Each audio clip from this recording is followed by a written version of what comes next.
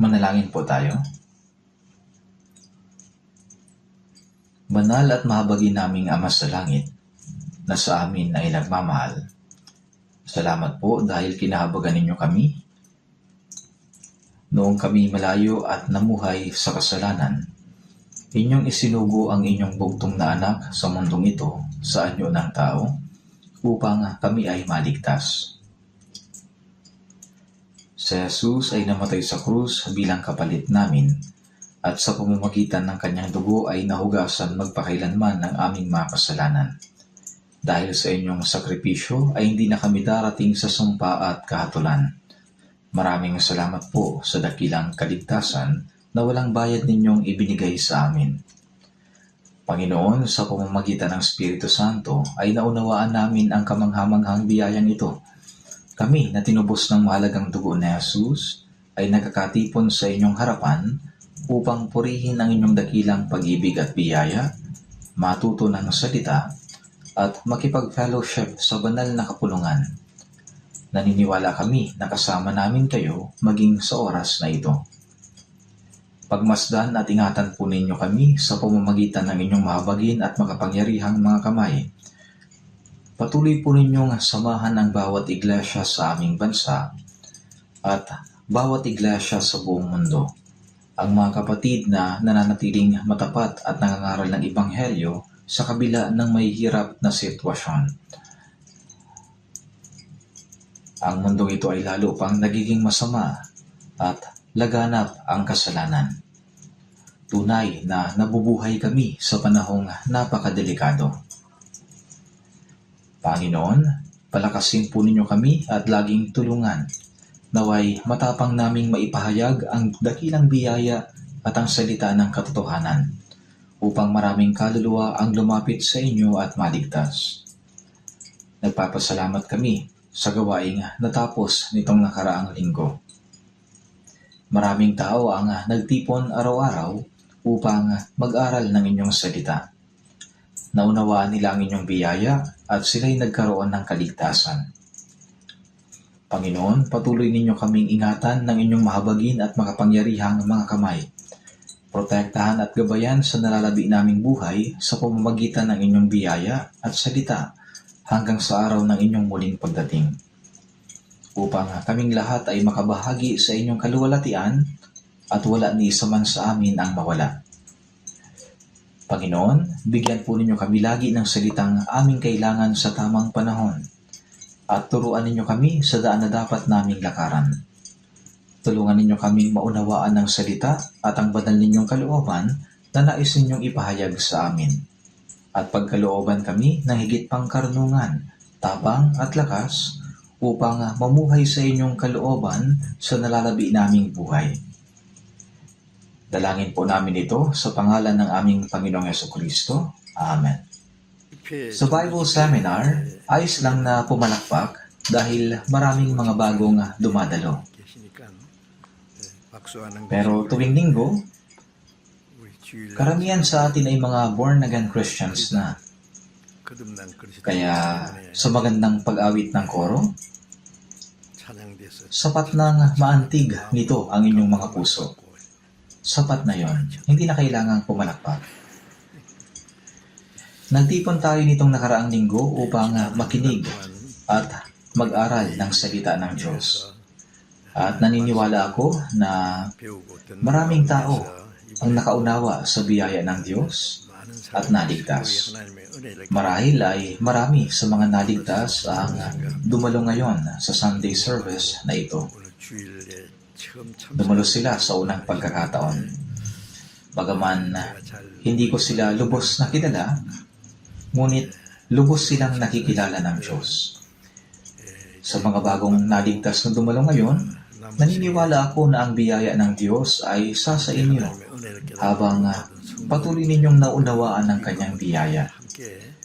Habang nagkakaroon ng fellowship sa mga kapatiran, naglilingkod at sumusunod sa Panginoon hanggang sa araw ng kanyang pagbabalik. Kapag nakikita natin ang mga bagong naligtas, halos wala sa kanila ang dumalo sa Bible Seminar ng mag-isa lamang. Karamihan sa kanila ay inimbitahan ng mga naunang naligtas. Maaring kapamilya nila ang nag-imbita, kamag-anak, kaibigan, kapitbahay. At ang mga ito'y taimtim na nanalangin upang makapakinig ang mga baguhan ng salita at maligtas. Pagkatapos maligtas, walang sino man ang kayang mabuhay sa Christian life ng mag-isa lamang. Tayo ay lumalago sa pamamagitan ng fellowship, paglilingkod at pagsunod sa Panginoon. At namumuhay para sa kanyang kalooban at kaluwalhatian. Napakahirap maligtas ng mag-isa. At kahit may maligtas man kung nang walang tulong ng iba, halos imposibleng mabuhay bilang Kristiyano ng mag-isa lamang. Kaya kalooban ng Diyos na lumaganap ang Ebanghelyo sa pamamagitan ng mga naligtas na banal. At tinutulungan niya ang mga bagong ligtas na lumago sa pananampalataya sa loob ng Iglesia. Tulad ng sanggol na hindi nagkataon lang na naipanganak, may magulang na nagsilang sa kanya. At habang lumalaki ang bata, mga bata, may pamilya na nag-aaruga at nagmamahal sa kanya. Ganoon din noong tayo ay naligtas. Hindi tayo lumalago ng mag-isa. Lumalago tayo kasama ang mga kapatiran sa pag-aaral at sa pagsunod sa salita ng Diyos. Lumalago tayo sa pagmamahalan at sa fellowship. Hindi tayo lumalago ng mag-isa. Kaya sa mga bagong naligtas na dumalo ngayon, maraming salamat po. Malugod namin kayong tinatanggap. Patuloy sana kayong makibahagi sa salita at mamuhay sa pagsunod sa Panginoon hanggang sa kanyang muling pagbabalik.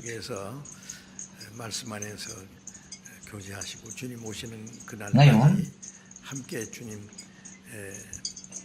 nais kong ibahagi ang isang mensahe para sa mga bagong tumanggap ng kaligtasan. At isang mensahe nga dapat malaman ng lahat. Buksan po natin sa Biblia, Marcos chapter 4. Marcos chapter 4, verse 26 to 29. 마가복음 4장 26절부터 29절까지를 제가 읽겠습니다. Marcos chapter 4, verse 26 to 29. Babasahin ko po. 마가복음 4장 Sinabi niya, ang kaharian ng Diyos ay gaya ng isang taong naghahasik ng binhi sa lupa at natutulog at bumabangon siya sa gabi at araw. Sumisibol at lumalaki ang binhi na hindi niya nalalaman kung paano. Ang lupa mismo ang nagpapasibol sa halaman. Una ang usbong, saka ang uhay, pagkatapos ay ang uhay na hitik sa butil. Ngunit kapag hinog na ang bunga, agad niyang kinukuha ang karit sapagkat dumating na ang pag-aani.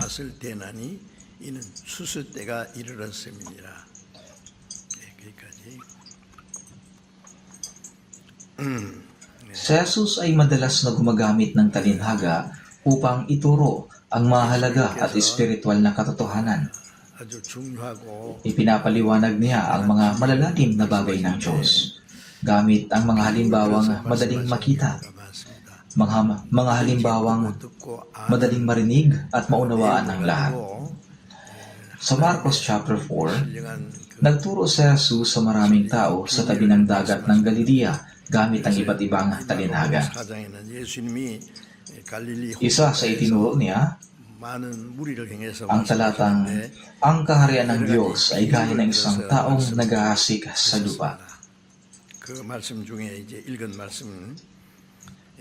Kung iisipin natin, paano naihambing ang kaharian ng Diyos sa isang taong naghahasik ng binhi? Subalit, ang kaharian ng Diyos dito ay tumutukoy sa mga bagay na gagawin ng Diyos sa kasaysayan ng tao.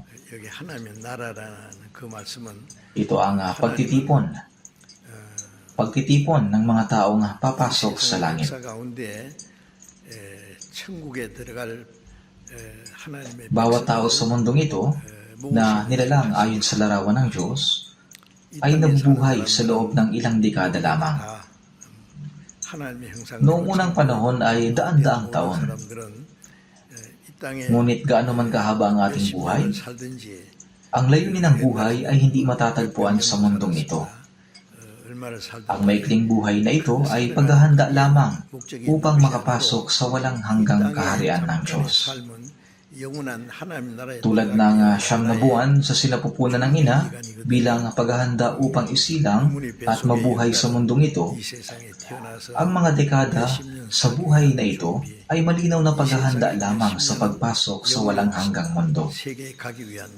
Kaya ang mga salitang, ang kaharian ng Diyos ay gaya ng isang taong naghahasik ng binhi sa lupa. Ito'y nangangahulugang iniligtas ng Diyos ang kaluluwa ng mga tao sa mundong ito na papasok sa langit.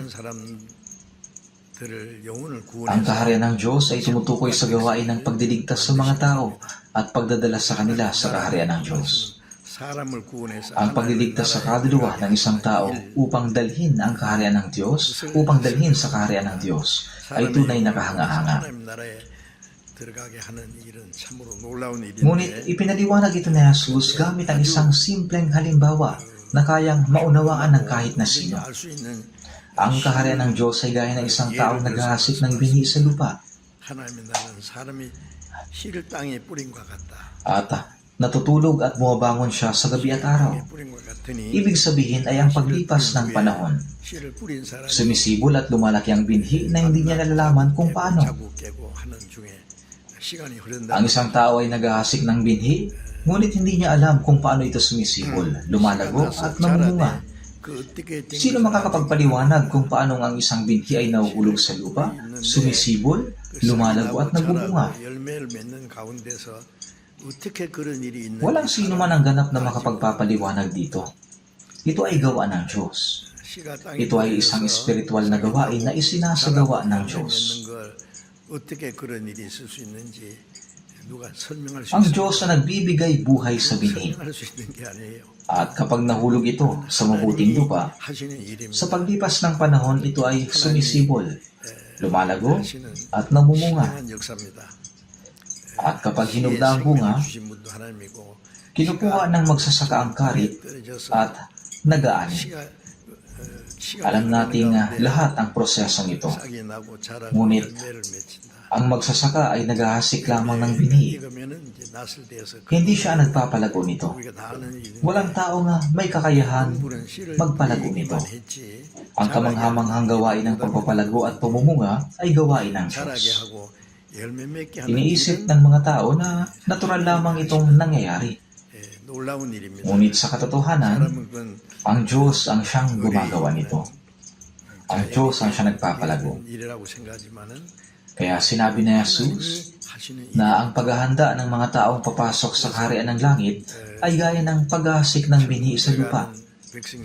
Sa Marcos chapter 4 verse 14, sinabi, ang mga hasik ay naghahasik ng salita. Ang binhing na ihasik ay hindi tumutukoy sa binhi na tumutubo dito sa mundo, kundi ito ay tumutukoy sa salita ng Diyos. Si Jesus mismo, ipinangaral niya ang salita at siya'y nagutos na ipangaral ang Ebanghelyo hanggang sa kaduluduluhang bahagi ng lupa. Kaya kapag ang Ebanghelyo ay naipangaral, tulad ito sa paghahasik ng binhi.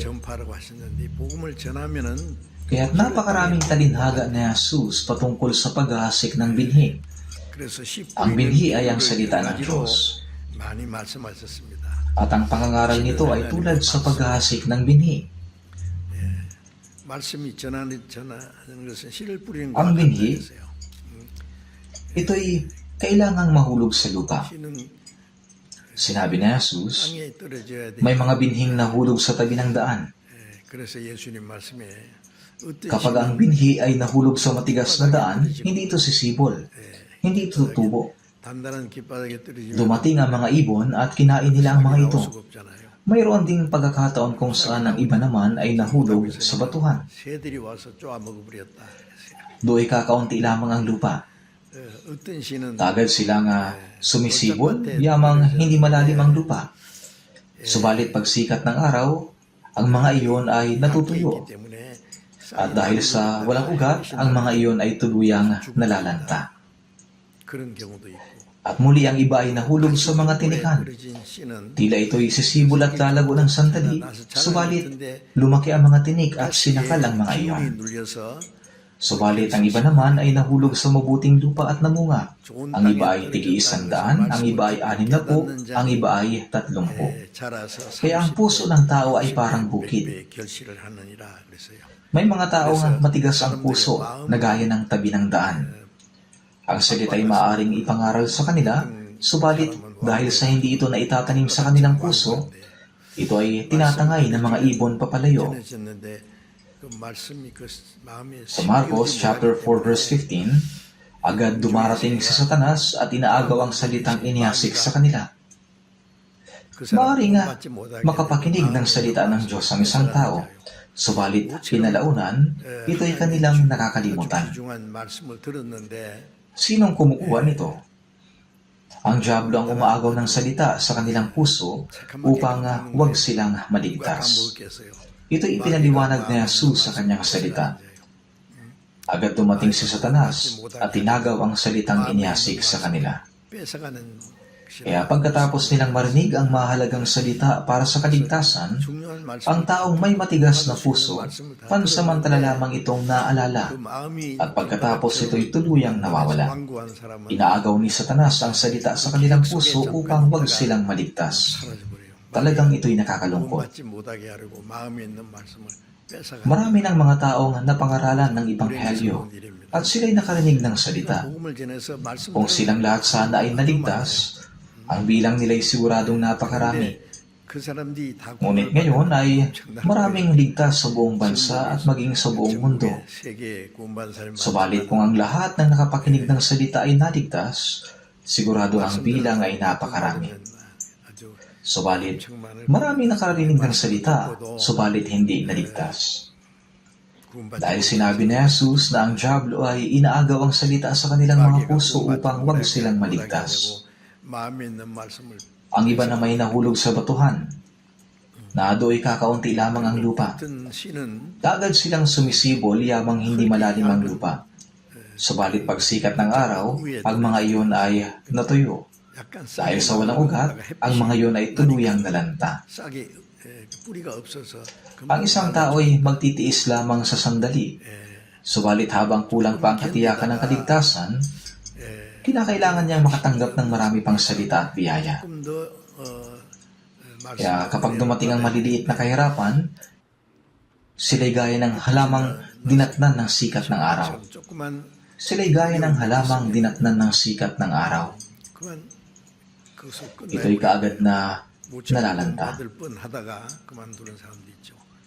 그 볼짝 May mga taong malapit na sanang tumanggap ng kaligtasan, subalit sila'y tumigil. 조금 잘하는 At yun ang binhi na nahulog sa batuhan. 가시에 Ang mga nahulog naman sa tinikan ay tumubo ng sandali, subalit lumaki ang mga tinik at sinakal ang mga iyon. Ang mga tinik ay ang pagnanasa sa sanlibutan ito. Binabalot ng lahat ng uri ng makamundong pagnanasa ang kanilang puso at buhay. 가시덤불처럼 마음 Ito ay gaya ng mga 속에 tinik 얽혀서 na humahadlang sa salita ng Diyos upang akayin ang tao sa kaligtasan, upang akayin sila sa tamang pananampalataya. 올바로 Kaya walang makitang bunga. 할 수 있도록 인도해 주지 못하고 Ang taong ito'y nagtitiis ng sandali, subalit wala silang bunga. 그 사람은 조금 더 견뎌요. Sa Mark chapter 4 verse 19, inilarawan ang tinik bilang mga alalahanin ng sanlibutan. 염려와 재래의 유혹과 기타 욕심이라 Yung pang-akit ng mga kayamanan at mga pagnanasa sa ibang bagay. Subalit patungkol sa mabuting lupa, sa Mark chapter 4 verse 20, sinabi, ang mga ito ang nahasik sa mabuting lupa. Narinig nila ang salita, tinanggap ito at namumunga ng 30, 60 at 100. 이제 구원받는 사람의 그 상태를 Ang turo dito ng Diyos ay hindi mahirap unawain. Inilalarawan niya ang tungkol sa ilang yugto ng isang ligtas na tao. 그래서 오늘 Kaya nga ang mensahe sa araw na ito ay may pamagat na 3 yugto ng kaligtasan. 3단계가 있다. Mayroong 3 yugto ang kaligtasan. At huwag nating isiping ito'y mahirap. 안 됩니다. Dito ay inilalarawan ang 3 yugto. 씨를 Una ay ang binhing itinanim. 하는 중에 씨를 Habang ang magsasaka ay natutulog at bumabangon, 났는지 안 났는지 hindi niya hinuhukay ang lupa upang tingnan kung ito ba ay 되죠. umuusbong na. 그런 거예요. At pagkatapos ay tatabunan ulit. 좀 시간이 필요해요. Ito'y hinahayaan niya lang. 그 다음에 하시는 것은 하나님이 하시는 겁니다. Dahil nangangailangan ito ng panahon. 싹이 난다. Siya ay natutulog at bumabangon. At kasunod nito ay ang gawain ng Diyos. Ang bini ay uusbong at ang may gawa nito ay ang Diyos. Pagkatapos ay dumarating ang uhay ng butil na mas lalo pang lumago. Ang usbong ay ang simula ng buhay. At ang hinog na butil sa uhay ay ang bunga ng buhay. Ito ang paglalarawan sa 3 yugto. Maraming talata sa Biblia ang tungkol sa kaligtasan. Subalit, bagaman binabanggit nito, kaligtasan, hindi ito tumutukoy sa magkakaparehong bagay, kahit na pare-parehong kaligtasan na binabanggit. Ang ibang talata ay tumutukoy sa iba't ibang yugto ng kaligtasan.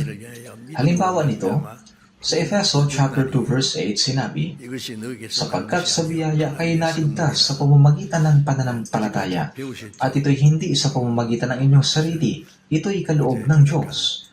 Ating napag-aralan sa Bible Seminar sa huling session, kapag ang mga tao ay pinapataas ang kanilang mga kamay, kung sila ba'y tumanggap ng kaligtasan, marami ang tumataas ng kanilang kamay. Ang iba pa nga nagtataas ng kanilang 2 kamay. Ngayon, kung ang mga taong tumaas ng kanilang 2 kamay ay nakaunawa at talagang sigurado, kung gayon, yun ay kaligtasan. Subalit hindi tama ang pagtaas ng kamay dahil lang ginagawa ito ng iba. Dapat ito ay may katotohanan at paninindigan.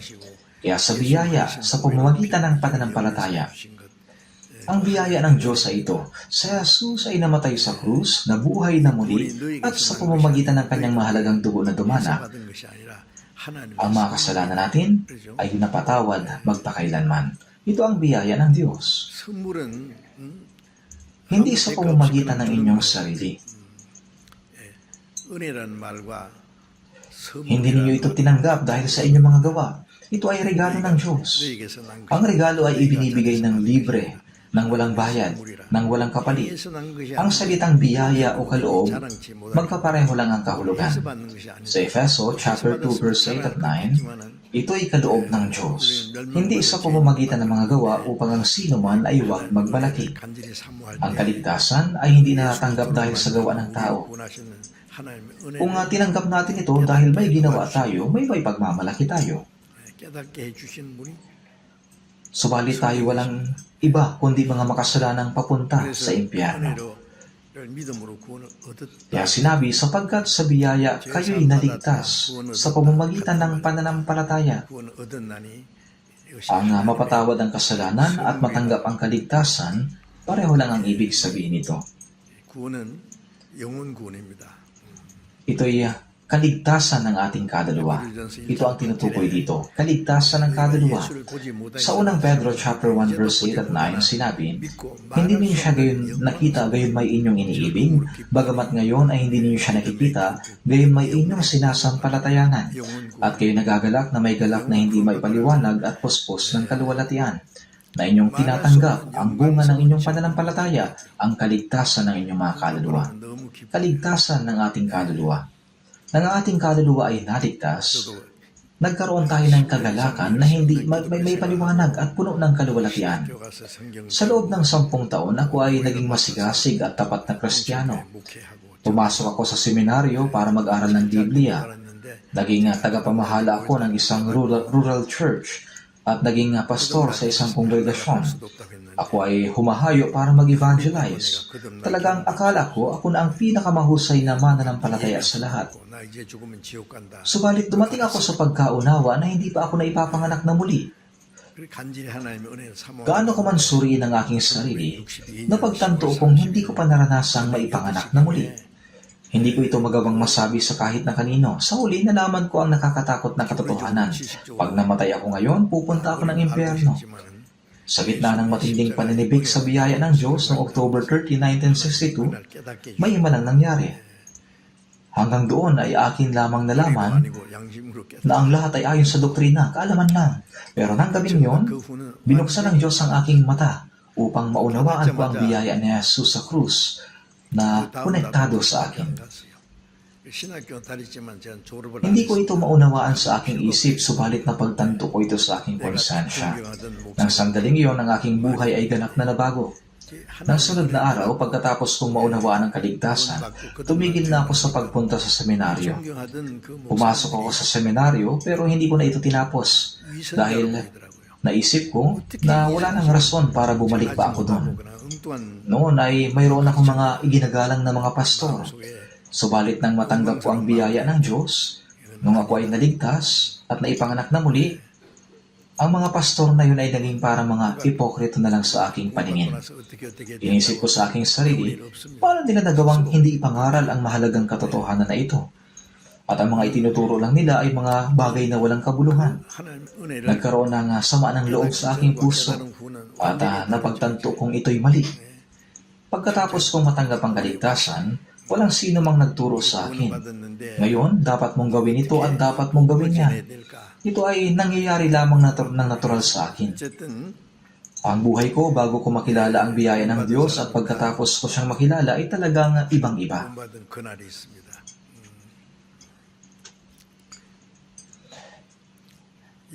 Halimbawa si Charles Spurgeon, ang taong aktibong nangaral ng Ebanghelyo, hindi lamang sa England kundi sa buong Europa, mayroon siyang tunay na eksaktong araw ng kaligtasan. Ganyan ang mga taong tunay na naligtas. Ayon sa kanyang patutuo, bata pa lamang ay nagsisimba na siya kasama ang kanyang mga magulang. Subalit isang Miyerkules ng gabi, nagkaroon ng matinding snowstorm. Dahil sobrang kapal ng nyebe, hindi siya makapunta sa simbahan. Kaya't sinabi niya na napadpad siya sa isang maliit at payak na simbahan, isang munting chapel na malapit sa kanilang bahay. Pagpasok niya, iilan lang ang nagtitipon dahil sa bagyo, at kahit ang pastor ay hindi rin nakarating. Sa halip na pastor, isang binatang lalaki, isang sapatero, at katulong ng tagagupit ang tumayo sa pulpito dahil wala ang pastor. 안 나오셨으니까 강단에 딱 올라갔더니 Binuksan niya ang Biblia at binasa ang Isaiah chapter 45 verse 22. Kayo'y bumaling sa akin at kayo'y maliligtas, lahat ng dulo ng lupa, sapagkat ako'y Diyos at walang iba liban sa akin. Pagkatapos niyang basahin ito paulit-ulit, siyang sumigaw ng, kayo'y bumaling sa akin, kayo'y bumaling sa akin, kayo'y bumaling sa akin. Nangaral siya na may sigasig. Subalit kalaunan ay naubusan siya ng sasabihin. Wala na siyang ibang maipangaral maliban sa paulit-ulit na kayo'y bumaling sa akin. Nakaupo doon si Spurgeon. Pinagmamasdan niya ang buong pangyayari. Iniisip kung gaano katawa-tawa tingnan ang binatang lalaki. Subalit ng sandaling iyon, biglang itinuro ng binata ang kanyang daliri kay Spurgeon at diretso siyang tiningnan. Sinabi niya, bakit mo ako tinitingnan? Huwag mo akong tingnan. Tingnan mo ang Panginoon. Ang sandaling iyon, naantig ang puso ni Spurgeon. Bumaling ka sa Panginoon. Namatay siya para sa iyo. Nagdanak ang kanyang dugo para sa iyong kasalanan. Kaya ng gabing iyon, habang maikling ipinangaral ng binata ang Ebanghelyo, tuluyang nagliwanag ang puso ni Spurgeon. Nainisip, oo, pag maniwala kay Jesus ay ang pagtingin sa dugong dumanak sa krus. Kaya natanggap ni Charles Spurgeon ang kaligtasan ng mismong araw na iyon. Ibinahagi ni Spurgeon kinalaunan na kahit ang ordinaryo at hindi kapansin-pansing binatang iyon ay nagsalita sa magaslaw at nakakatawang paraan, yun mismo ang unang beses na tiningnan niya ng maayos ang Diyos. at tunay na naunawaan niya ang biyaya ng Diyos. 근데 바로 이 Nang sandaling yon, 있었다고 si Spurgeon ay naging isang kahangahangang evangelist. 내용을 읽었습니다. Isinulat ni Spurgeon sa sarili niyang mga salita, sa mismong pook na yon, sa mismong lugar na yon, kung saan nangyari sa akin ang isang kahangahangang bagay. 태어나서요. Hanggang ngayon naalala ko pa rin ang linang iyon sa kanyang patutuo. 떠나기 전에 빚을 지고 떠나서 빚쟁이들이 와서 Ngayon tingnan natin ang isa pang mahusay na ibanghilista galing sa Amerika, si D.L. Moody. 초등학교 4학년 Dahil sa labis na kahirapan ng kanyang pamilya, nakatapos lamang siya ng ika-4 na baitang sa elementarya. Bilang anak, lumaki siya sa matinding kahirapan at pagdurusa.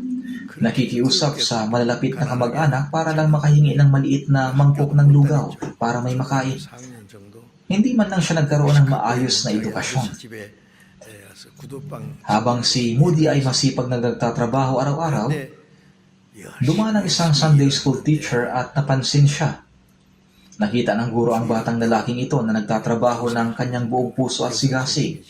Labis na naantig ang puso nito, kaya pumasok siya, umupo sa tabi ni Moody at habang siya'y abala sa pagtatrabaho, sinimulang ibahagi sa kanya ang ebanghelyo. 일하고 있거든요. Sa ilang araw na pangangaral, nakikinig man si Moody o hindi, ang guro ay patuloy at tapat na ibinahagi ang mensahe ni Kristo. 앉아가지고 이 얘기했어요.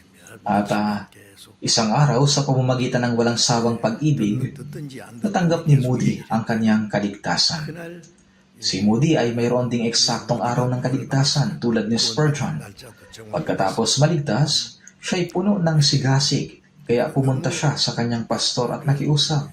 Pastor, nais kong ipangaral ang ebanghelyo sa mga bata. Pakiusap, pahintulutan mo ako magturo sa Sunday School. Subalit umiling ang pastor at sinabing, hindi Moody, ikaw ay hindi nakapag-aral at kulang ka sa karunungan. 아무리 애운해도 Hindi pwede. 하도 Kahit anong pagmamakaawa ni Moody, ang sagot ay palaging hindi. 애들 모아놓고 Subalit dahil patuloy na nakiusap si Moody, pumayag ang pastor at sinabing, sige, kung makakapagtipon ka ng mga bata sa church basement, pwede mong subukang magturo doon. Kaya natuwa si Moody at nagpasalamat doon sa pastor. 우디 전도시 Kaya tinipon ni Moody ang mga bata sa church basement at nagsimulang magturo tungkol sa salita ng Diyos. 안 나오고 Hindi nagtagal, napakaraming bilang ng mga bata ang pumunta sa kanya. Yun ang naging simula ng pangangaral ni Moody. 끝까지 Dahil hindi siya nakapag-aral sa theological seminary at wala siyang credentials, hindi siya kailanman na ipakilala bilang pastor buong buhay niya. 하고 인도하는 Sa huli, siya'y kilala lamang sa tawag na Mr. Moody. 대단한 사람이에요. Gayunpaman, 쓰셨어요. sa buong kasaysayan ng Amerika, walang sino mang gaya ni D.L. Moody na nakapag-akay ng maraming kaluluwa sa kaligtasan. 확실히 거듭난 Si 사람, Moody ay tunay na kahangahangang tao. 경험이 있어. Ginamit siya ng Diyos ng makapangyarihan. Bukod dito, 그 날이 중요한 것이 kapag 아니라 pinakinggan ninyo ang mga patotoo ng mga taong may malinaw at makapangyarihang pangangaral ng Ebanghelyo, 그래서 ang bawat taong tunay na naligtas ay may parehong karanasan 그래서 1장 6절 bilang isang naipanganak na muli. Hindi yung eksaktong petsa ang mahalaga, kundi may tiyak na araw kung kailan naganap ang pagbabagong iyon. 날 있어요 그날. Kaya nga, may hymno, Happy Day, when Jesus washed my sins away. Happy Day, Happy day. ang mahalagang araw ng hugasan ni Jesus ang aking mga kasalanan. 주에서 내 죄를 씻으신 날.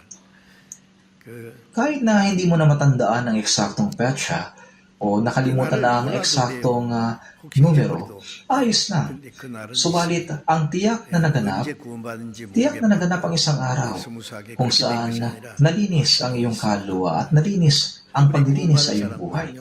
확신이 있으시면은 Ang kaligtasan ay hindi nangyari nang hindi mo nalalaman 마치 씨가 kung kailan mo natanggap. 마음 밭에 Ang tunay na 떨어져서 kaligtasan ay may malinaw at ganap na katiyakan. Sila mga tumanggap ng kaligtasan, ang katikang iyon ay tulad sa binhing nahulog sa lupa ng puso at nagsimulang tumubo. 싹이 나게 한다든지 자라게 한다든지 열매 Pag-isipan natin ito. Ang tao na naghahasik ng binhi ay maaari lamang itanim ito sa lupa. Wala siyang kakayahang palaguin o patubuin ito. 전했어요. Ang pagpapalaki at ang pagpapabunga ng binhi, ang lahat ng ito ay gawa ng Diyos. Gayon din ang mga nangangaral ng Ebanghelyo. Tapat na ibinabahagi ang tunay na mensahe ni Kristo. At ayon sa kalagayan ng puso ng isang tao, kung talagang sila'y taus-pusong naghahangad na 바울 maligtas, 사도가 bubuksan ng Diyos ang kanilang puso at bibigyan sila ng pagkaunawa upang maintindihan ang katotohanan ng kanyang salita. 중하게 했다. Nung nangaral si Apostol Pablo ng Ebanghelyo, gaya na nakasulat sa mga gawa chapter 16 verse 14, nakinig sa amin ang isang babaeng ang pangalan ay Lydia. Binuksan ng Panginoon ang kanyang puso upang makinig na mabuti sa mga bagay na sinasabi ni Pablo. 실명으로 시작. Ang nag-iisa nga nagbibigay sa atin ng pagkaunawa ay ang Panginoon mismo. Kapag tumubo ang binhing iyon ay ang simula ng bagong buhay. 죄와 Kapag narinig mo ang Ebanghelyo at ang binhing iyon ay nahulog sa iyong puso, ito ay nagsisimulang sumibol. Ito ang simula ng tunay na buhay. 들을 때가 나니 곧 이때라. 듣는 자는 살아나리라. 그 복음을 듣고 Sa John chapter 5 verse 25, katotohanang sinasabi ko sa inyo, dumarating ang oras at ngayon na nga na maririnig ng patay ang tinig ng anak ng Diyos at ang makarinig ay mabubuhay. Kapag narinig ang Ebanghelyo, ang patay na kaluluwa ay nabubuhay. Ito ay gaya ng pagsibol ng binhi. Sa Pilipos, kaya nga mga minamahal ko, kung paanong lagi ninyo akong sinusunod hindi lamang sa harapan ko, kundi higit ngayon na ako hindi ninyo kasama, ay sagawa ninyo ang inyong sariling kaligtasan na may takot at panginginig. 그래서 어떤 사람 깜짝 놀라. 내 구원 받았는데 또 두렵고 Dahil dito, ang ibang tao ay nagugulat at sinasabing, ligtas na ako. Subalit sinasabi dito na isagawa ang aking sariling kaligtasan na may takot at panginginig. Kaya kailangan ko itong tapusin. Kaya nagkakaroon ng pagkalito. Ito ay dahil hindi nila alam. Kahit na parehong salitang kaligtasan, magkaiba ang kahulugan. Sa simula, natanggap natin ang kaligtasan. Ito ang kaligtasan natanggap sa pamamagitan ng pagkaunawa sa biyaya ng Diyos. Natanggap natin ito ng walang bayad sa biyaya ng Diyos. Ang salitang isagawa ninyo ang inyong sariling kaligtasan na may takot at panginginig ay salita para sa mga tumanggap na ng kaligtasan ng Espiritu. Na inyong tinatanggap ang bunga ng inyong pananampalataya ang kaligtasan ng inyong mga kaluluwa. Gaya ng sinabi sa unang Pedro chapter 1 verse 9, natanggap natin ang kaligtasan. Yung kaligtasan naman sa salitang isagawa ninyo ang inyong sariling kaligtasan na may takot at panginginig, sinabi ito sa mga ligtas ng tao. Hindi ito tumutukoy sa kaligtasan ng Espiritu. Ang kaligtasan ng Espiritu ay hindi na isasagawa sa pamamagitan ng takot at panginginig. Ito ay tinanggap ng libre sa pamamagitan ng biyaya ng Diyos.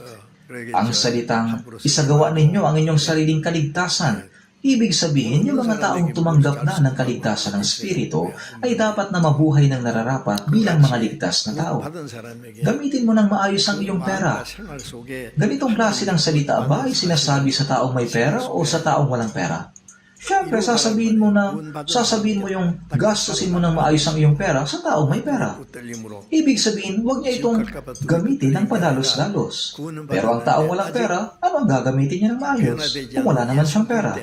Ganon din naman sa taong tumanggap ng kaligtasan. Ibig sabihin nito ay mabuhay ka ng buong puso at araw-araw sa katotohanang iniligtas na ng Diyos. Ibig sabihin, mamuhay tayo ng naayon sa isang taong ligtas. Ang may takot at panginginig ay hindi nangangahulog na natatakot at nanginginig dahil baka mapunta sa impyerno.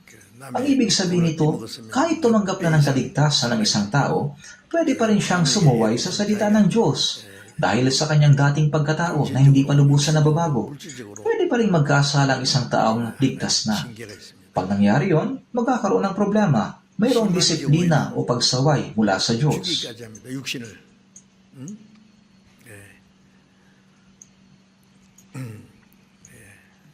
Ang isang tao nga naipanganak ng muli ay hindi na maaaring mapahamak, ngunit siya'y didisiplinahin.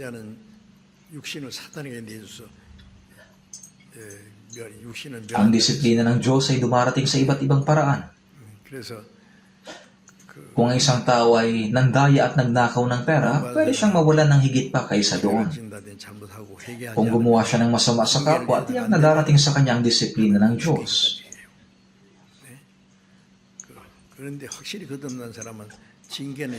Sa unang Korinto chapter 5 verse 5, sinabi, ibigay ang ganyang tao kay Satanas sa ikawawasak ng laman. Ibig sabihin, kung ang isang taong ligtas ay patuloy na nagkakasala o nagkakamali at hindi nagsisisi, pwedeng padalhan siya ng Diyos ng disiplina kung hindi pa rin siya magbago. Pwede itong umabot hanggang sa kamatayan ng katawan. Ang isang taong tunay na born again ay maaaring tumanggap ng disiplina, ngunit hindi na mapapahamak magpakailanman. Kaya sinasabing isagawa ninyo ang inyong sariling kaligtasan. Hindi ito tumutukoy sa kaligtasan ng spirito na para bang kailangan pang paghirapan. Ang tinutukoy nito ay ligtas na tayo, kaya dapat tayong mamuhay ng tama sa ating buhay pananampalataya. Kaya una ang usbong, ito ang simula ng buhay. Saka ang uhay, ito ang paglago ng buhay. Kapag sumibol na ang usbong, unti-unti itong lumalaki hanggang sa maging uhay. Ito ang proseso ng paglago ng pananampalataya. Sinabi rin, pagkatapos ay ang uhay na hitik sa butil. Ibig sabihin, ang butil ay nahinog na. Kapag ito'y hinog na, ginagamit ang karit at inaani ito. Dito makikita ang tatlong proseso. Una ang usbong, saka ang uhay, pagkatapos ay ang uhay na hitik sa butil.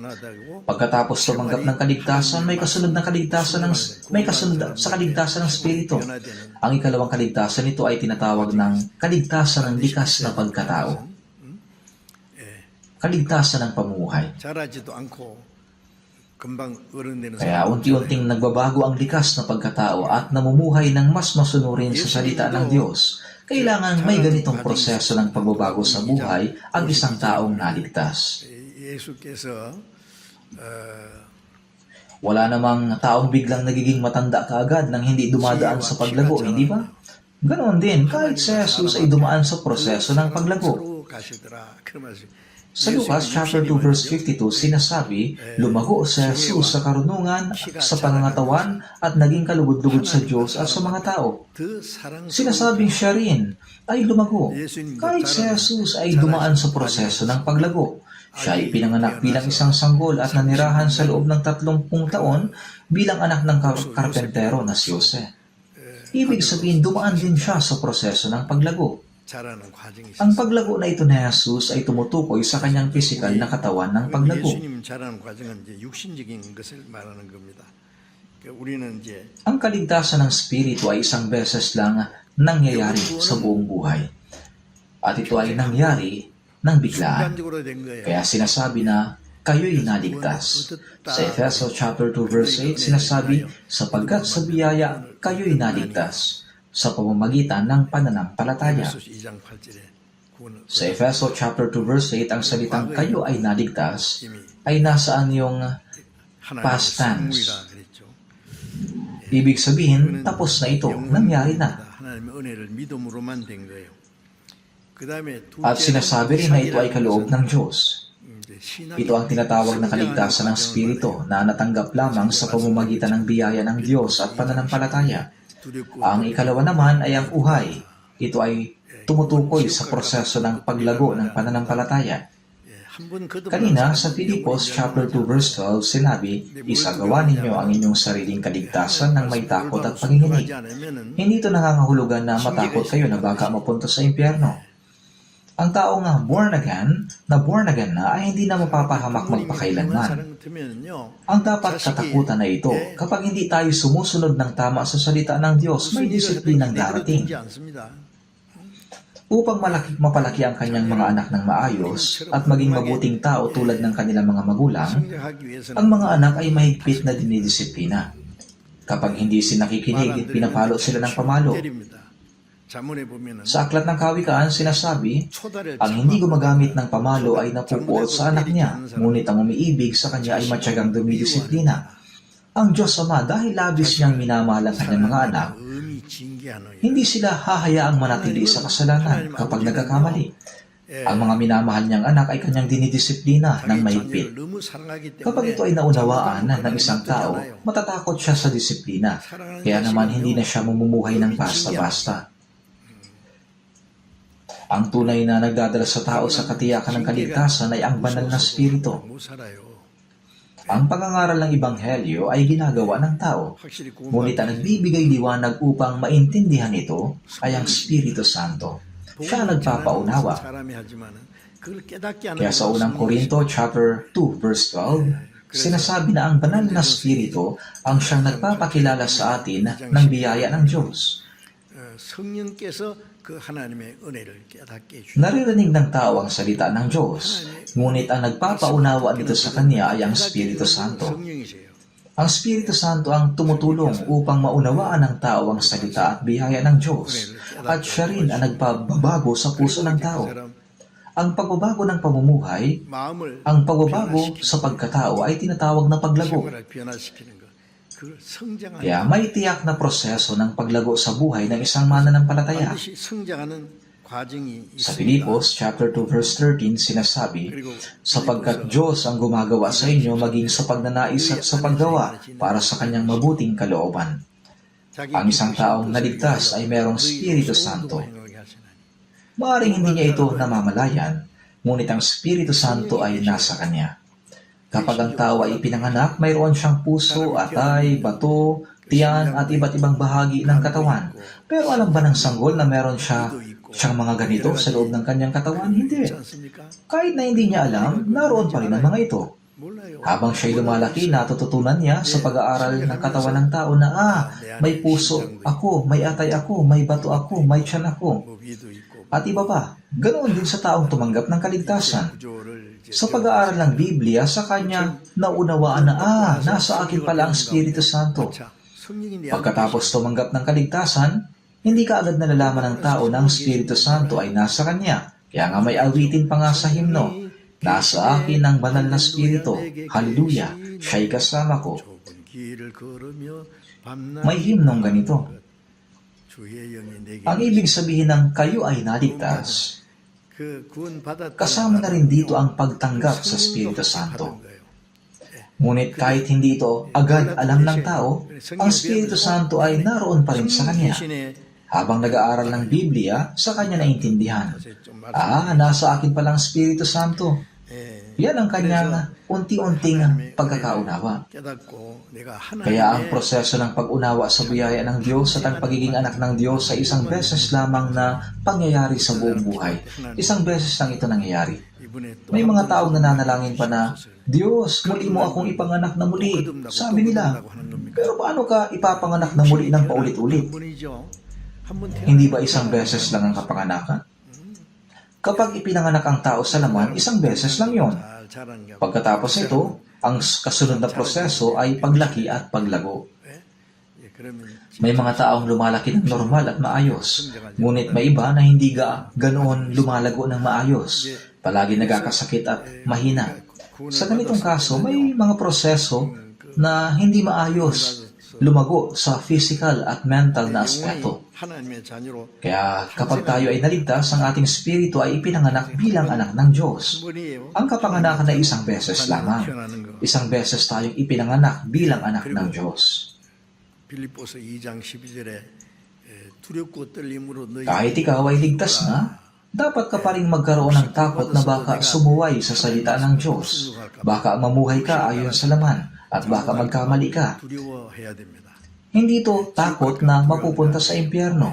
Ang ibig sabihin ng isagawa ninyo ang inyong sariling kaligtasan na may takot ay panginginig ay ito.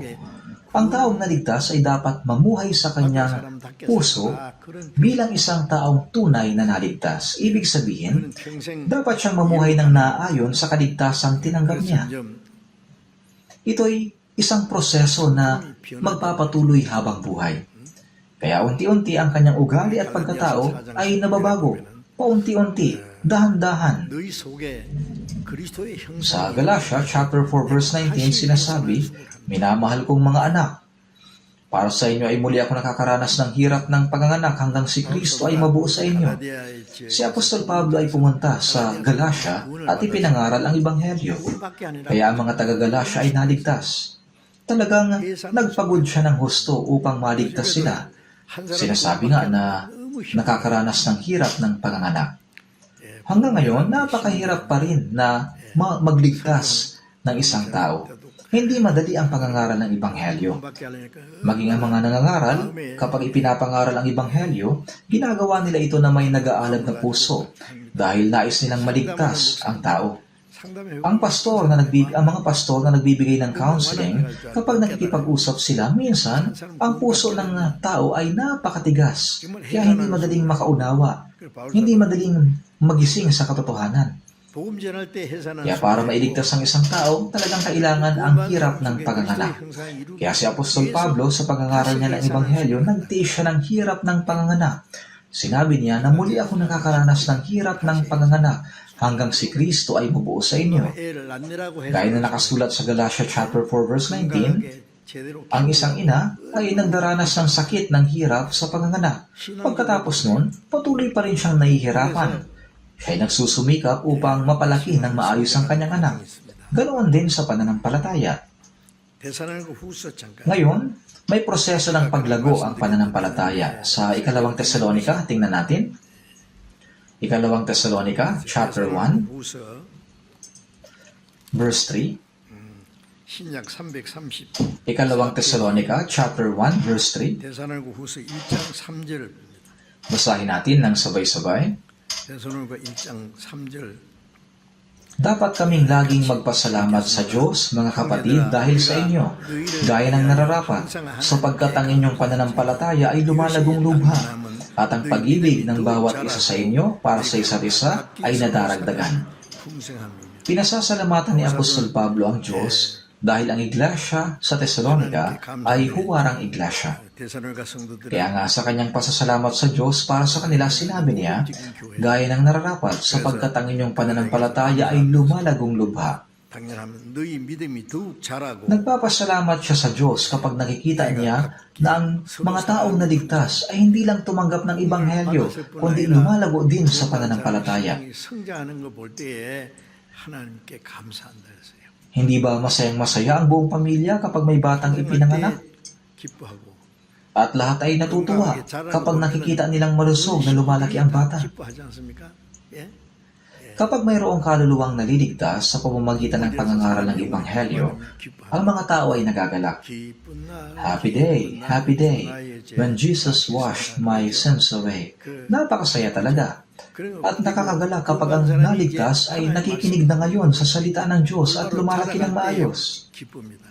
Pero kung may batang ipinanganak, pagkaraan ng isang daang araw ay nakahiga pa rin, kahit sa kanyang unang birthday, lumipas ng isang taon, nakahiga pa rin, hindi nagbabago, ganoon pa rin siya mula nung ipanganak, matutuwa kaya ang kanyang pamilya? Sobra silang mag-aalala.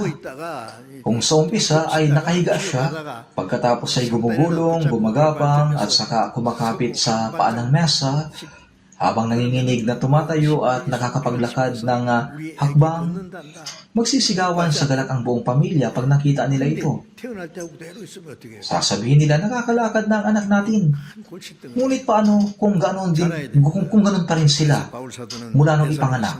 Malaking problema. Dapat silang lumago. Kaya nga sinabi ni Apostol Pablo na nagagalak siya na makita ang pananampalataya ng mga banal sa Tesalonika patuloy na lumalago pagkatapos maligtas. Nang makita niya kung paano ang mga banal ay nag-iibigan at lumalago, siya ay nagalak. Tingnan natin. Unang Pedro, chapter 2. Unang Pedro, chapter 2. 2절을 보겠습니다. Unang Pedro, chapter 2. 2장 2절.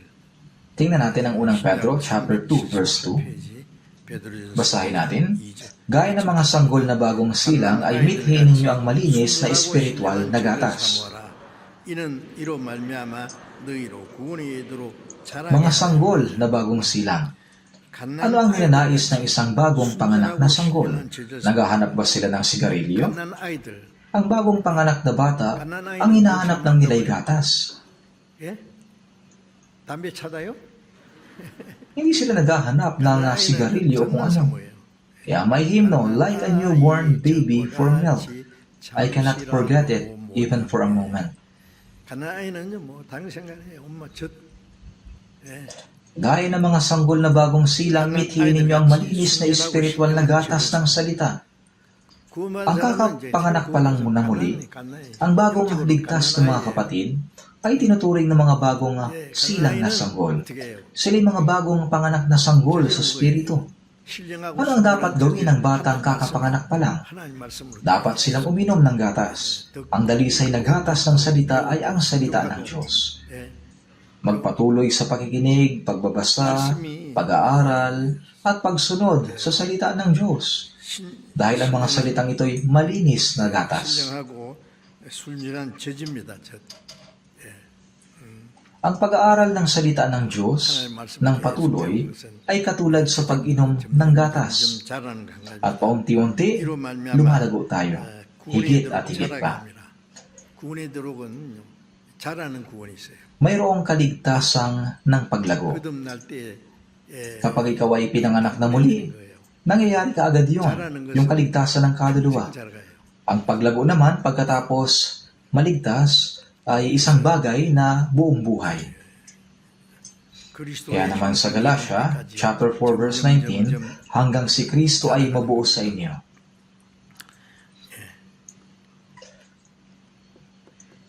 Kung titignan natin sa unang Korinto, chapter 3, verse 6 to 7, sinabi ni Pablo, ako ang nagtanim, si Apollos ang nagdidig, ngunit ang Diyos ang nagpalago.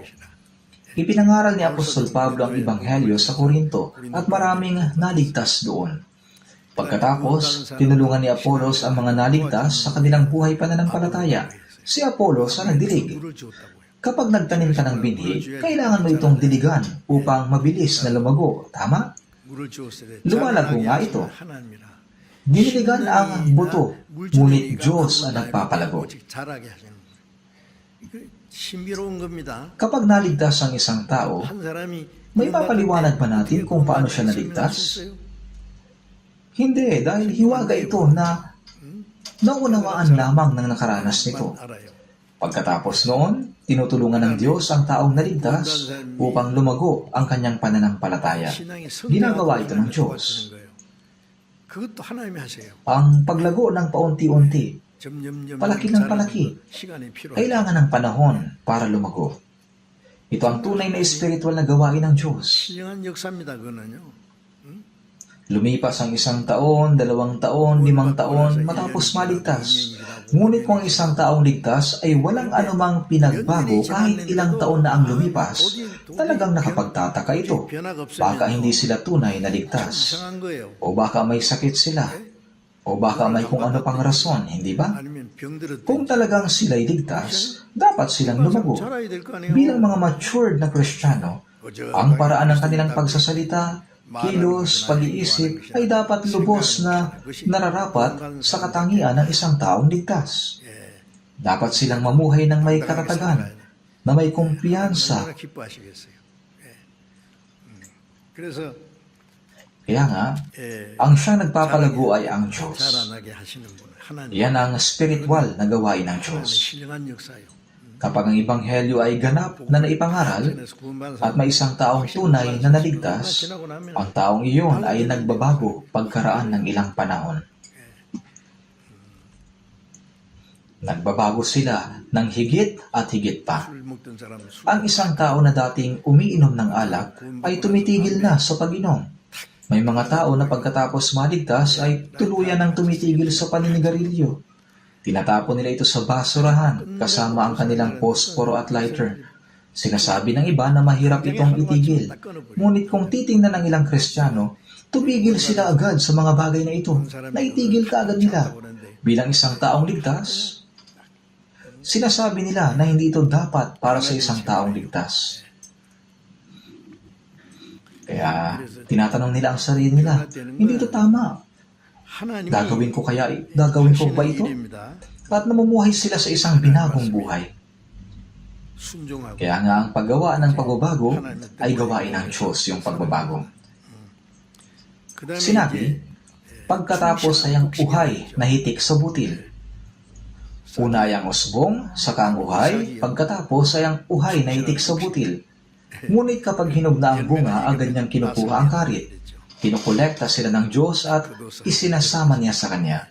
Ang buhay pananampalataya natin pagkatapos maligtas ay hindi tungkol sa pagtatapos ng mga bagay na hindi natin nagawa sa mundong ito. Salip, tungkol ito sa pagiging magandang uri ng bunga bilang ligtas.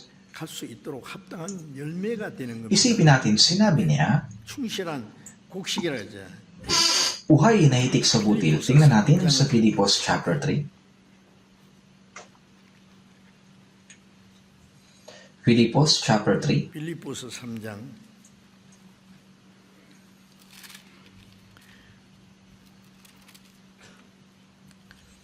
verse 20. 3장 20절 Nasa page 300 sa bagong tipan. Basahin natin 페이지입니다. ang verse 20 at 21. 빌립보서 3장 Chapter 3, verse 20 at 21. 20절 Basahin natin ng sabay-sabay. 같이 Sapagkat ang ating pagkamamamayan ay nasa langit. Mula roon ay hinihintay naman natin ang tagapagligtas, ang Panginoong Hesukristo, na siyang magbabago ng ating hamak na katawan upang maging katulad ng katawan ng kanyang kaluwalhatian, ayon sa kapangyarihan na kumikilos sa kanya upang maipailalim sa kanyang sarili ang lahat ng mga bagay. Sinasabi na ang ating pagkamamamayan ay nasa langit. Ang taong ligtas ay mamamayan na ng langit. 하늘나라 시민이에요. Kapag ipinanganak tayo sa katawan, 우리의 시민 tayo ay mamamayan ng Pilipinas, 육신이 태어나면은 ang bansang ating sinilangan. 태어난 Hindi ba? 대한민국이 우리의 Kailangang protektahan ng bansa ang kanyang mga mamamayan. Kahit pumunta sila sa ibang bansa, pinoprotektahan pa rin sila ng gobyerno 외국에 kapag 가서 sila ay nasa kahirapan o panganib. 민국 시민은요 정부 차원에서 어려움이 있을 때 위험할 때 보호해 줍니다. Ang lugar kung saan ipinanganak ang ating katawan ay ang ating sariling bansa. 우리 Ang ating pagkamamamayan ay Pilipino.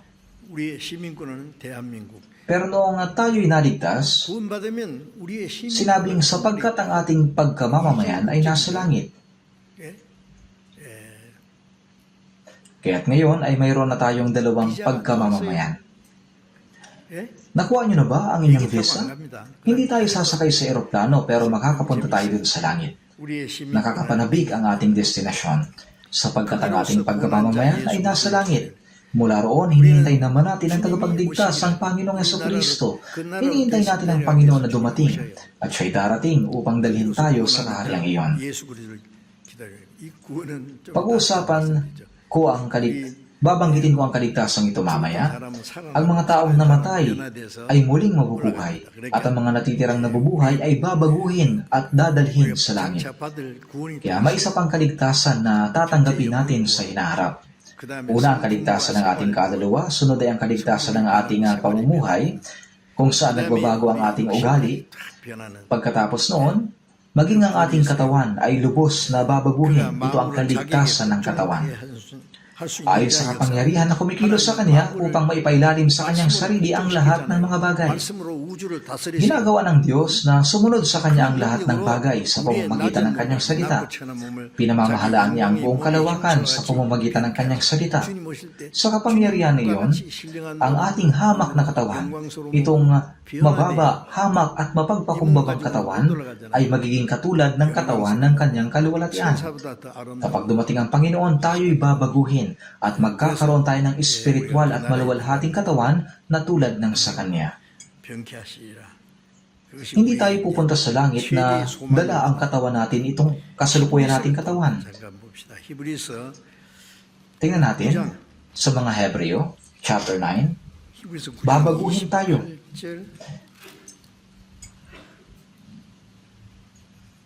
Hebreo chapter 9, verse 28.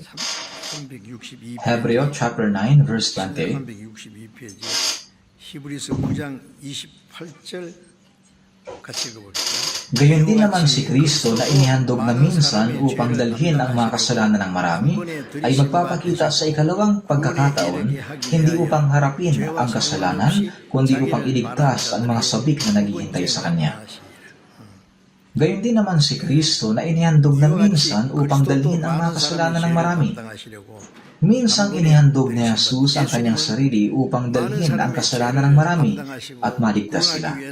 Siya'y namatay sa krus at muling nabuhay pagkaraan ng 3 araw upang iligtas. Anong uri ng kaligtasan ito? Ito ang kaligtasan na magbabago sa atin tungo sa isang maluwalhating katawan. Mapunta tayo sa kaharian ng Diyos. upang iligtas. 그 구원입니다. 그 구원에 이르게 May tatlong yugto ang kaligtasan. 구원이 세 가지. Una, nang maunawaan natin ang biyaya ng Diyos, naligtas tayo. Ito ang kaligtasan ng ating kaluluwa, kaligtasan ng Espiritu. Pangalawa, ang kaligtasan ng ating pagkatao. 변화되는 성품. Nababago ang ating pamumuhay sa pamamagitan ng biyaya at salita ng Diyos. 구원받은 사람답게 Ang ating 살아가는 pagkatao ay nababago at namumuhay tayo bilang mga taong naligtas. Ito ang kaligtasan ng pamumuhay. 겁니다. Ito ang ibig sabihin ng isagawa ninyo ang inyong sariling kaligtasan. Iba ito. 그 나라로 들어가는 At sinasabing upang iligtas. Anong yugto ng kaligtasan ito? Ito yung kaligtasan na makapasok tayo sa kanyang kaharian. 죄와 상관없이 Babaguhin niya ang ating katawang ito tungo sa isang maluwalhating katawan upang makapasok tayo sa kanyang kaharian. 이제 그 하나님 Sa ikalawang pagkakataon, ang Panginoon na nagligtas sa ating kaluluwa ay nakaupo ngayon sa kanan ng trono ng Diyos. At sa huling panahon, siya ay muling darating upang baguhin ang ating katawan tungo sa isang espiritual at maluwalhating katawan at tayo'y papapasukin sa kaluwalhatiang iyon. 구원이 Ito ang kaligtasan na matatanggap natin sa 죄와 pinakahuli. 상관없이 자기를 바라는 자가 누구예요? 주님 오시기 Sino ba ang mga sabik na naghihintay sa Kanya? Ang naghihintay sa pagdating ng Panginoon ay ang mga taong naipanganak na muli. Para sa mga hindi paligtas, ang araw ng pagdating ng Panginoon ay araw ng paghukom. 구원받으면 Gaya ng sinabi, titipunin niya ang kanyang trigo sa kamalig, subalit ang iba ay susunugin niya sa apoy na hindi mapapatay. Kaya ang hindi ligtas ay itatapon sa apoy na hindi mapapatay. 자기를 바라는 자들에게 두 번째 나타나시리라. 이것은 Hindi upang harapin ang kasalanan, kundi upang iligtas ang mga sabik na naghihintay sa Kanya. Kaya ito ay tumutukoy sa kaligtasan sa muling pagdating ng Panginoon, kung saan babaguhin ang ating hamak na katawan. Upang huwag kayo malito, malinaw nating paghihiwalayin ito.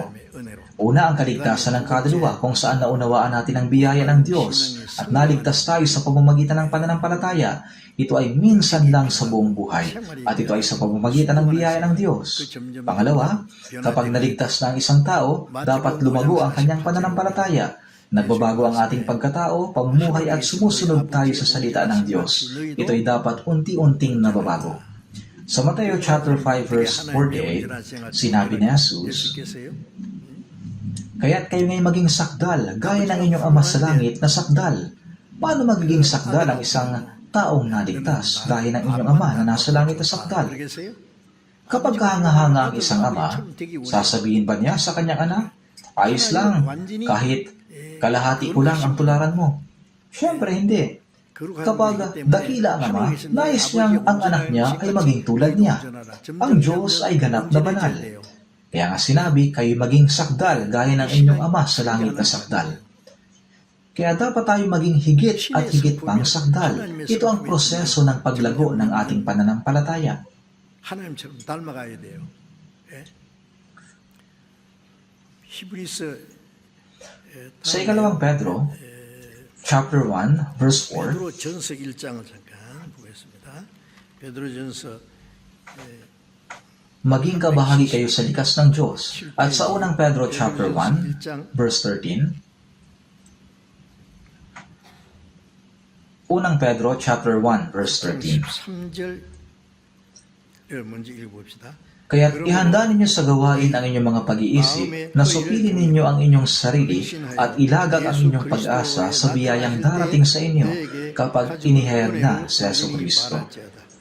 Kapag inihayag na si Jesucristo, ito ay tumutukoy sa kanyang muling pagdating. Ilagak ang inyong pag-asa sa biyayang darating sa inyo. Mayroon tayong biyayang matatanggap sa muling pagdating ng Panginoon. Ano yon? 뭘까요? Ito'y nakadepende kung paano tayo namuhay pagkatapos maligtas.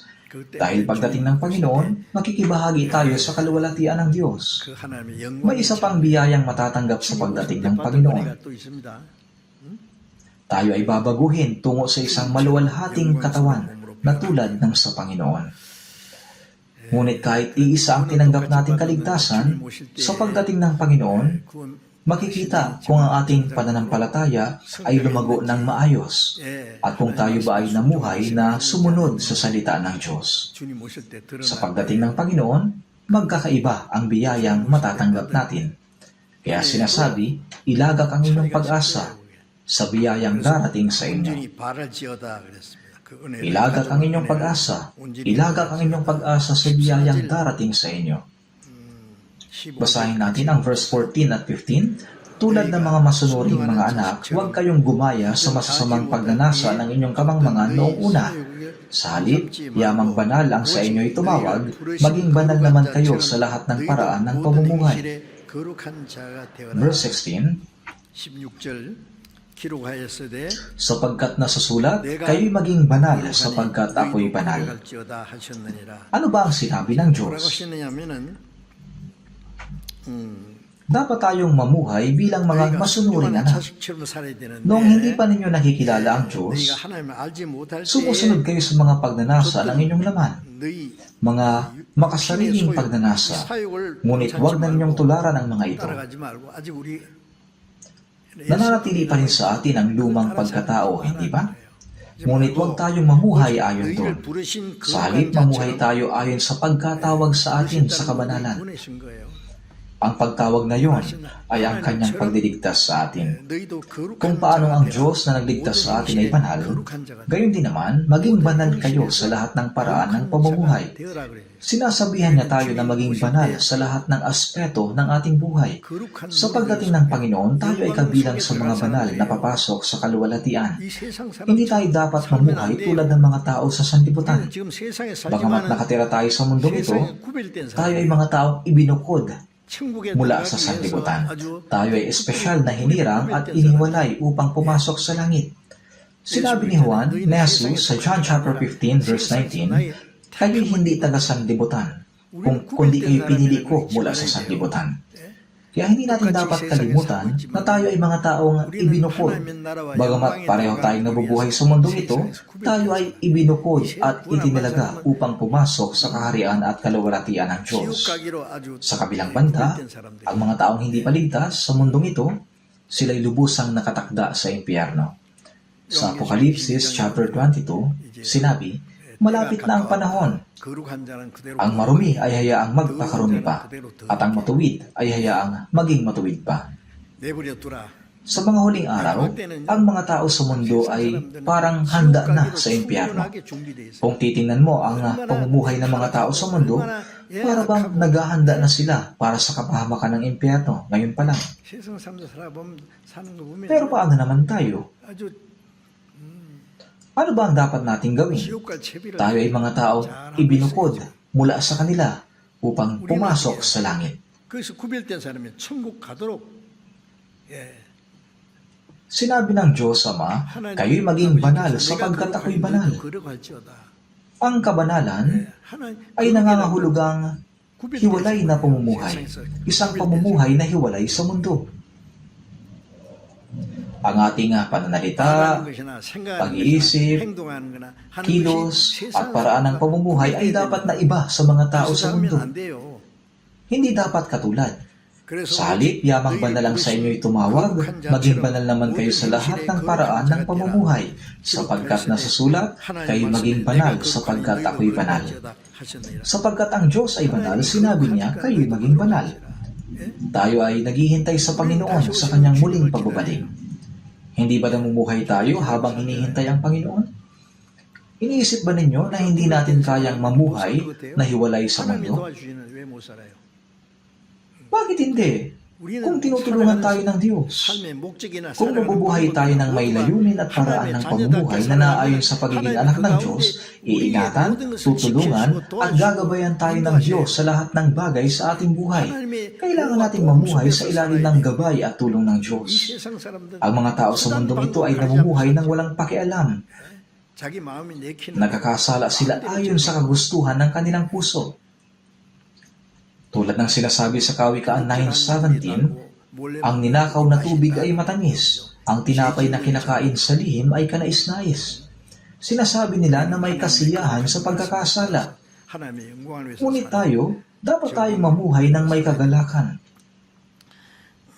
Ang kagalakang nagmumula sa pagsunod sa banal na salita ng Diyos at sa pamumuhay para sa kanyang kaluwalhatian. 하나님의 은혜를 깨닫고 Kaya naman may tatlong yugto ng kaligtasan. Una, sa nakaraan, ang ating kaluluwa ay naligtas sa pamamagitan ng pananampalataya nang maunawaan natin ang biyaya ng Diyos. Pangalawa, sa kasalukuyan, silang mga naligtas ay patuloy na binabago ang puso at pamumuhay. Isinasagawa ang kaligtasan habang lumalago sa pananampalataya. 바울 사도는 Tulad ng sinabi sa Philemon 1 verse 6, na ang pamamahagi ng inyong pananampalataya ay maging mabisa kapag nalaman mo ang bawat mabuting bagay na maaari nating gawin para kay Kristo. Unti-unti tayo nagiging tulad ni Kristo. 예수님은 보이지 않는 Sinabi ni Pablo, 하나님의 maging 신으로 tulad kayo sa akin, gaya ko kay Kristo. Sinabi sa mga taga-Galasya, sapagkat taglay ko sa aking katawan ang mga bakas ng paghihirap na 예수님 Jesus. 육신이 Si Jesus na hindi nakikitang Diyos ay nahayag sa pamamagitan ng laman. 예수님 가신 후에 Kaya sinabi ni Jesus, ang nakakita sa akin ay nakakita sa Ama. Si Jesus ay ang Diyos na nahayag sa anyo ng tao.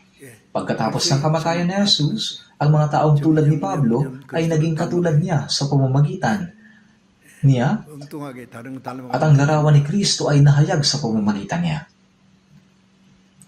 Sa Roma chapter 12 verse 2, sinasabi, huwag ninyong tularan ang sanlibutan ito. 세대 이 세대는 Ang lahing ito ay masama at mapangalunya. 닮아가지 마라 그 말이야. 닮아가지 마라. Ibig sabihin, huwag tayong maging katulad nito. Huwag tayong gumaya at sumunod dito. Huwag ninyong tularan ang sanlibutan, kundi magbago kayo sa pamamagitan ng pagbabago ng inyong pag-iisip. Kailangan nating mamuhay ng may kabanalan. Kilalanin ang mabuti at banal na kalooban ng Diyos at mamuhay ayon sa kalooban na iyon. Ngayon, aking babanggitin ang buod nito ng ikalawang ulit. Tayo ngayon ang mga taong nakakilala na sa biyaya ng Diyos. Naligtas na. Karamihan sa mga narito ay naligtas na, hindi ba? Kung may sino man sa inyong may alinlangan patungkol sa kaligtasan, dapat silang mabilis na humingi ng personal counseling o gawin ang anumang kanilang kailangan para makamit ang katiyakan ng kaligtasan. Kailangan ninyong magkaroon ng katiyakang ligtas na kayo, 안 됩니다. na napatawad na ang inyong mga kasalanan. 우리 교회는 그런 At kahit na 교회가 dumating 아니에요. ang Panginoon ngayon, handa na kayong sumalubong sa Kanya. Huwag lang kayong labas-pasok sa church nang wala pang ganitong katiyakan. Hindi ganyan ang ating iglesia. Sa palagay ko, lahat ng mananampalataya, sa lahat ng mananampalataya, church na siguro natin ang may pinakamataas na porsyento ng mga tunay na ligtas. Sa ating iglesia, hindi tayo makakatagal na hindi naliligtas. Dahil paulit-ulit na sinasabing, kailangan kayong maligtas, kailangan kayo maipanganak na muli. Paano kayo makakatagal dito nang hindi ligtas? Dapat ninyong tanggapin ang kaligtasan. O kung ayaw ninyong maligtas, dapat kayong umalis. Dapat ay may malinaw na desisyon. Kailangan maging tiyak. Hindi lang tayo nagtitipon ng mga relihiyosong tao. 주님을 맞이할 수 있는 Kailangan nating mamuhay ng may katiyakan na kahit kailan dumating si Jesus, sasalubong tayo sa Panginoon. Makakasama natin siya. Tunay ngang napakalapit na ng araw ng pagdating ng Panginoon. Maaring dumating na ang Panginoon ngayon. Hindi ito isang biro. Sinabi na Jesus, gayon din naman kayo kapag nakita ninyo nangyayari ang mga bagay na ito, alam ninyong malapit na, nasa mga pintuan na. Ang mga tandang kinakailangan bago ang muling pagdating ng Panginoon ay natutupad na sa ating panahon. Kahit dumating ang Panginoon ngayon, wala nang problema. Lahat ng propesya ay natupad na. 베드로전서 1장 8절에 너희가 예수를 보지 Naligtas ang ating mga kaluluwa sa pamamagitan ng pananampalataya at iyon ay isang bagay na tinanggap ng isang beses lamang. Ngayon, para sa mga naligtas, ano ang nilalaman ng kaligtasang iyon? 영혼 구원 받아 Sinabi sa Efeso, sa kanya'y mayroon tayong katubusan sa pamamagitan ng kanyang dugo, na kapatawaran ng ating mga kasalanan ayon sa mga kayamanan ng kanyang biyaya. 피로 말미암아 구속 그 죄사함을 받았으니 Hanggang kailan ang natanggap nating kapatawaran ng kasalanan? Ito'y magpakailanman. 죄사함 Napatawad ang mga ito magpakailanman. 우리 죄를 죄 때문에 Dahil sa ating mga kasalanan, dapat tayong hatulan at mapunta sa impyerno. Ngunit upang huwag tanggapin ang hatol, tinanggap ni Jesus ang hatol bilang kapalit natin. Siya'y ipinako sa krus. Siya ang tumanggap ng lahat ng sumpa at hatol na dapat sana nating tanggapin. Sa pamamagitan ng kanyang dugo, nilinis niya tayo magpakailanman. wala nang kahit nakatiting na kasalanan na natira. Sa Revelation chapter 1 verse 5, doon sa umibig sa atin at sa nagpalaya sa atin mula sa ating mga kasalanan sa pamamagitan ng kanyang dugo, binigyan niya tayo ng kalayaan at kapayapaan mula sa hatol at kapahamakan. Tinanggap natin ang kapatawaran ng ating mga kasalanan. Napatawad tayo magpakailanman, inaring ganap tayo. Sinasabi ng Roma chapter 3 verse 24, sila ngayon ay tinuturing na ganap ng kanyang biyaya bilang kaloob sa pamamagitan ng pagtubos na kay Kristo Jesus. 의로운 사람으로 봐주신 거예요. 놀랍죠? 예.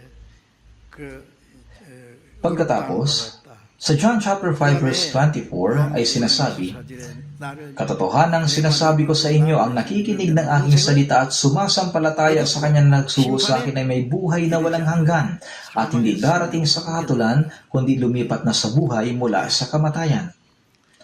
Sinabi nitong nakamit natin ang buhay na walang hanggan. Buhay na walang hanggan. At sa John chapter 6 verse 47, katotohanang sinasabi ko sa inyo, ang sino mang sumasampalataya ay may buhay na walang hanggan. Mayroon na tayong buhay na walang hanggan ngayon. Pagkatapos sa unang Pedro 1 verse 3, sa pamamagitan ng muling pagkabuhay ni Jesucristo mula sa mga patay, tungo sa isang manang hindi nasisira, walang dungis at hindi kumukupas. Muli tayo ipinanganak sa isang buhay na pag-asa. Ibig sabihin, ipinanganak tayo muli. Kayo ba ipinanganak ng muli? Noon, kapag sinasabi ko na ako'y ligtas na, ang mga tao ay nagugulat. Sinasabi nila, paano mong nalaman na ang isang tao ay may ganoong kayabangan na naligtas na siya? Sinasabi niya. At nang sabihin ko na ako ipinanganak ng muli, lalo silang nagulat. Ngunit isa lang ang kahulugan nito. Ang maligtas, ang maipanganak na muli, ang matanggap ang kapatawaran ng kasalanan, ang ariing ganap, magkakapareho lang ang kahulugan ng lahat ng ito. Ipinanganak tayo ng Diyos sa pamamagitan ng salita ng katotohanan. Tayo ay naging mga anak ng Diyos.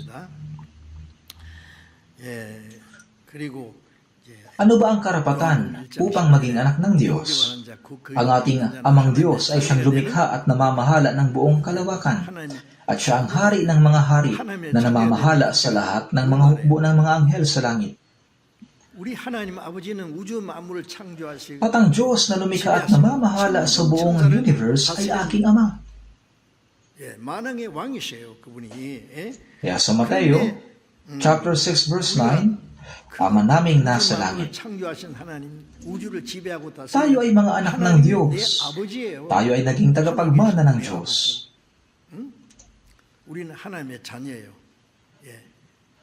Sa Roma chapter 8 verse 17, at kung mga anak ay mga tagapagmana rin, mga tagapagmana ng Diyos at mga kasamang tagapagmana ni Kristo.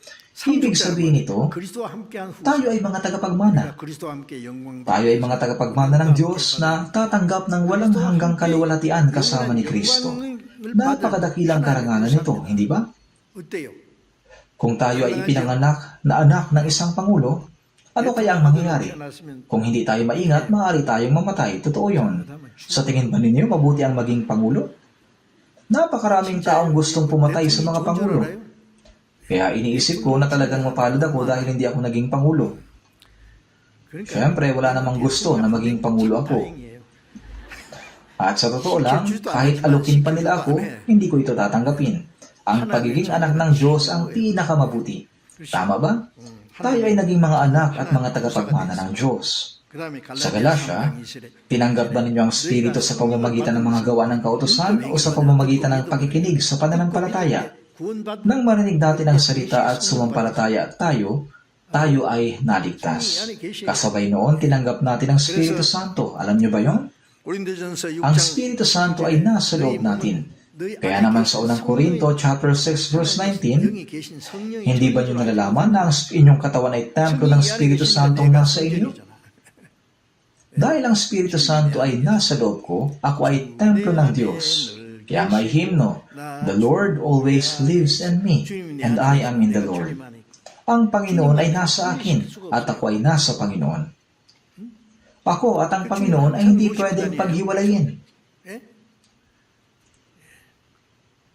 Palagi nating kasama ang Panginoon saan man tayo magpunta, hindi ba? Pero ngayon, may problema. 이렇게 물어봐요. Kung gusto kong pumunta sa isang makamundong lugar, 가려고 하는데 tapos sasabihin ko sa Panginoon, Panginoon, may balak akong pumunta ngayon, pumuntahan ngayon, pero ang lugar na yun ay hindi niyo magugustuhan. Kaya manatili na lang kayo dito sa bahay at magpahinga. 주님 뭐라 Sasabihin ba ng Panginoon, sige na, ayos lang. Ano kaya ang sasabihin ng Panginoon? Hindi, sasama rin ako. Sasama siya. 농담이 아니에요. Isasama mo ba, Panginoon, kahit saang lugar mo gustong pumunta?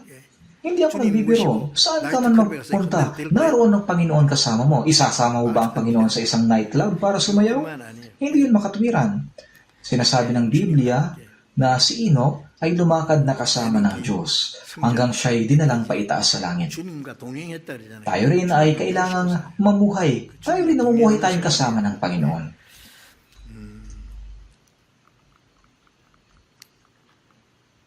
Kaya tayo ay tumanggap ng kapatawaran ng mga kasalanan. Tayo inaring ganap, tumanggap ng buhay na walang hanggan, ipinanganak na muli, naging mga anak ng Diyos, naging tagapagmana ng Diyos, tumanggap ng Espiritu Santo. Ilan lahat yun? 7 bagay. 한꺼번에 At tinanggap natin ang lahat ng ito ng magkakasabay. At ngayon, ang ating pananampalataya ay dapat na patuloy na lumago. Ang mga naligtas ay kailangan lalo pang lumago sa pananampalataya. 예?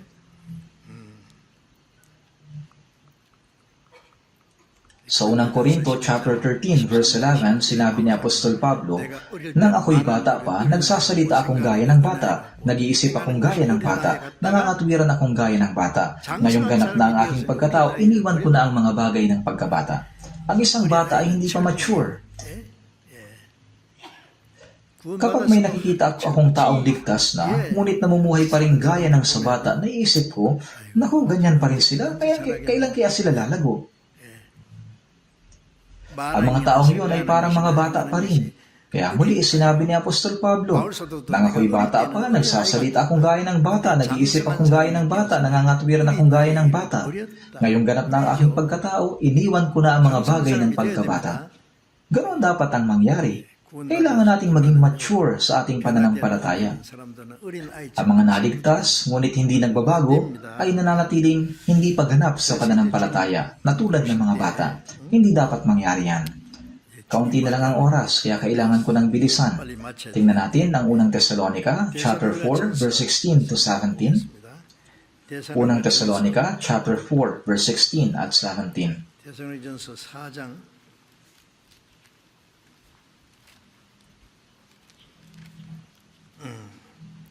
Unang Tesalonica, chapter 4, verse 16 at 17. 16절 Verse 16 at 17. 16절 17절 데살로니가전서 신약 332페이지입니다. 데살로니가전서 Unang Tesalonica, chapter 4, verse 16 to 17. Sapagkat ang Panginoon mismo ang bababa mula sa langit na may sigaw, may tinig ng arkanghel at may trompeta ng Diyos. At ang mga namatay kay Kristo ay babangon muna. Pagkatapos tayong nabubuhay na natitira ay aagawin kasama nila sa mga ulap upang salubungin ang Panginoon sa papawirin. At sa gayon ay makakapiling natin ang Panginoon magpakailanman. Nagsalita siya tungkol sa pagbabalik ng Panginoon sa himpapawid. Ang Panginoon na may sigaw, may tinig ng arkanghel at may trompeta ng Diyos. Pag dumating ang Panginoon, darating siyang kasama ang mga anghel ng langit. Kaya may hymno, "Our Savior, whom this world despised and cast away, will appear again and with great glory and majesty." Si Jesus na hinamak at ipinako sa krus ng mundong ito, sa kanyang muling pagdating, darating na kasama ang mga anghel ng langit. Sa tunog ng trompeta, taglay ang kamahalan, kaluwalhatian at kapangyarihan ng Diyos. At ang mga namatay kay Kristo ay babangon muna. Nang sa panahong iyon, silang mga ligtas kay Kristo at namatay na ay bubuhayin, maging ang kanilang mga katawan. Sa ngayon, ang kanilang mga spirito lamang ang nasa harapan ng Panginoon. Pagkatapos tayong nabubuhay na natitira, tayong mga buhay pa ay sasalubong sa Panginoon ng buhay pa kapag siya'y dumating, tulad ni Enoch, kasama ng mga banal na muling nabuhay. Ang mga ulap ay hindi nangangahulugang ilang libong metro sa itaas ng langit, kundi tumutukoy sa espiritual na mundo upang salubungin ang Panginoon sa papawirin. Kaya namubuhay tayo kasama ng Panginoon magpakailanman at hindi na kailanman mawawalay sa Kanya. Nakakawiling pagmasdan kung paano umuunlad ang takbo ng kasaysayan sa ngayon. Nakakatuwang isipin maaari nating makasalubong ang Panginoon habang buhay pa tayo. Hindi ba't mabuti yun? Sa palagay ko'y napakabuti. Ang mundong ito ay mauhulog sa matinding kaguluhan sa hinaharap. Ang mundong ito ay magiging parang isang buhay na impyerno. Totoo ito. Sa Ezekiel chapter 38, sa Revelation chapter 16, ang digmaan ng Armageddon, pagkatapos ay sa Zacarias chapter 14, ang buong mundo ay magsasama-sama upang lumusog sa Israel. Doon ipapataw ang hatol ng Diyos. Ang huling digmaan ay nuclear war. Ngunit hindi ito digmaan na merong mananalo at matatalo. Ito ay digmaan upang hatulan ng Diyos ang mundong ito. Ang digmaang yon ay malapit na sa atin. Ay wala nang ibang paraan. Yun lang ang paraan ng Diyos upang hatulan ang mundong ito. Tayo ng mga naligtas, kailangan maging tulad ng sa Marcos chapter 4 verse 28. Una ang usbong, saka ang uhay, pagkatapos ay ang uhay na hitik sa butil. Kailangan tayo maging ganap na butil na karapat-dapat pumasok sa makalangit na kamalig.